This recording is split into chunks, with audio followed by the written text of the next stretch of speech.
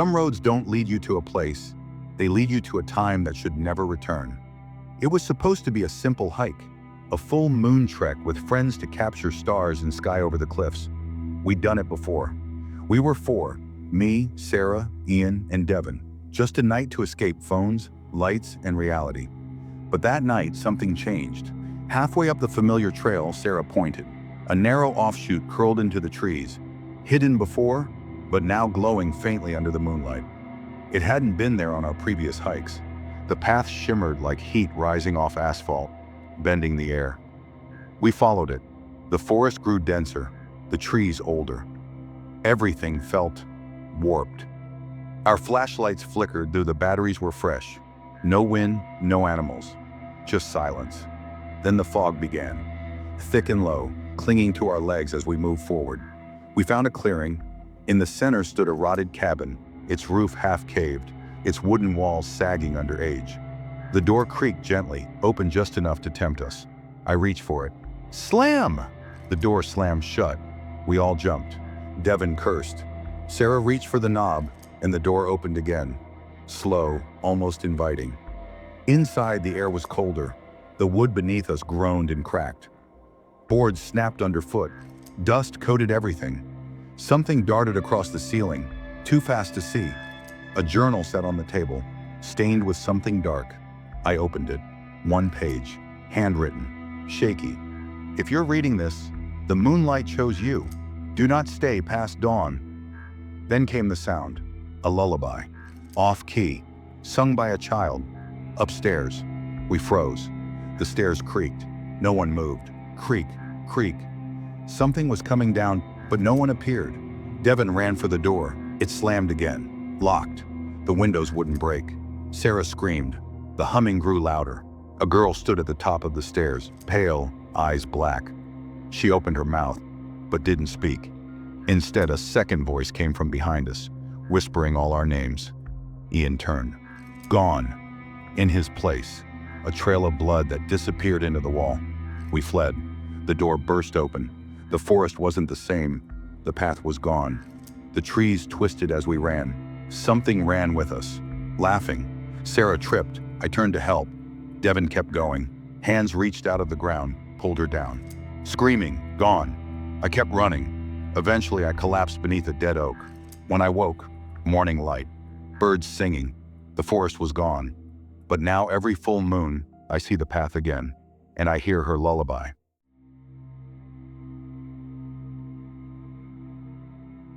The forest doesn't grow, it remembers. My brother Daniel disappeared a year ago to the day. It was a full moon night.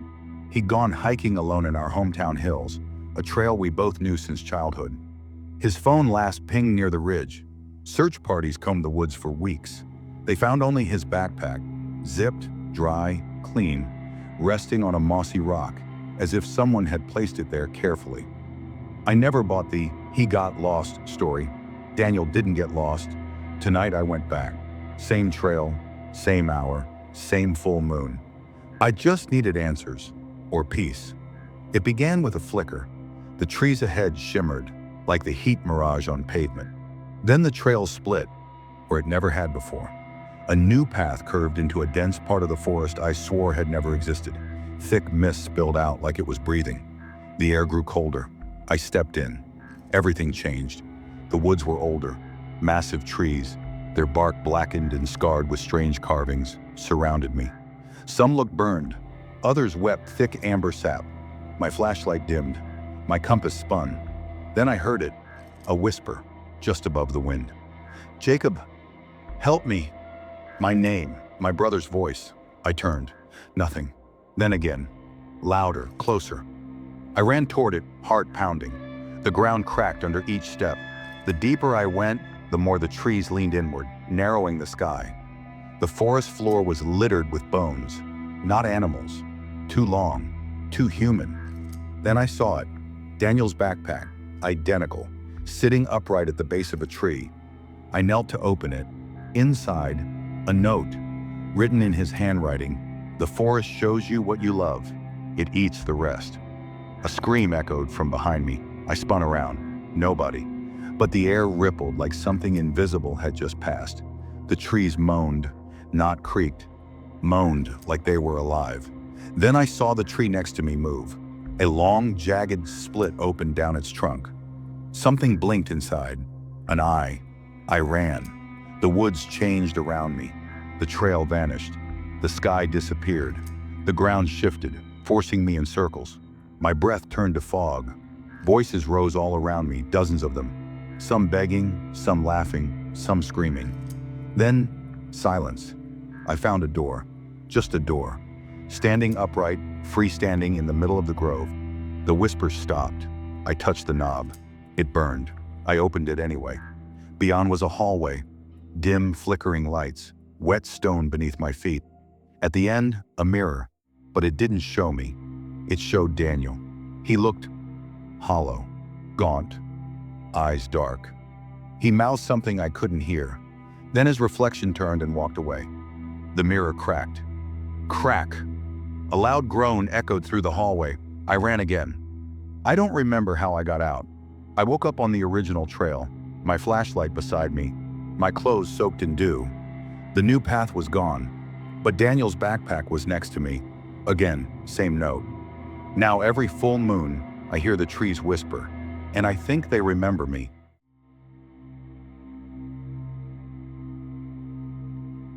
They say the forest only appears to those marked by death.